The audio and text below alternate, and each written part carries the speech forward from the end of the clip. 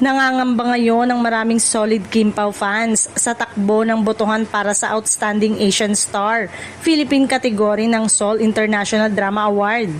Bagamat nananatiling nangunguna si Paulo Avellino, kapansin-pansin umano unti-unting pagtaas ng boto ni Kim Chiu sa mga nakalipas na araw. Mula sa dating 61.87% na boto ni Paulo, bumaba ito sa 58.1% habang si Kim naman ay umakyat mula 27.73% hanggang 30.25%. Dahil dito, maraming taga-suporta ng Kim Pao ang nag-aalala na baka mahati ang boto ng fandom at makaapekto ito sa tsansa ni Paulo na maiuwi ang naturang pagkilala. Mas lalong naging usap-usapan ito dahil noon pa man ay hayagang ng hinikayat ni Kim ang kanyang mga tagahanga na ibuhos ang kanyang suporta kay Paulo. Para sa ilang fans, tila hindi lahat ay sumunod sa naging pakiusap ng aktres.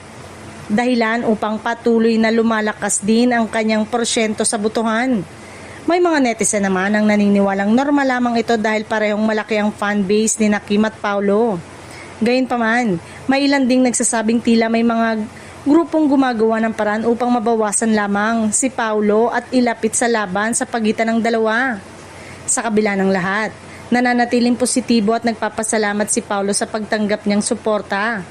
Ang kanyang mensahe sa mga bumuboto, pinasalamatan niya ang lahat ng patuloy na naglalaan ng oras at pagsisikap upang suportahan siya.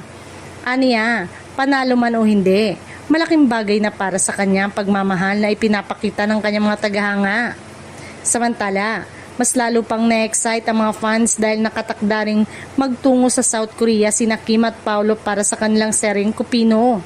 Kaya naman, marami ang umaasang hindi lamang proyekto kundi pati isang malaking tagumpay sa Seoul International Drama Award ang maiuwi ni Paulo sa mga susunod na linggo.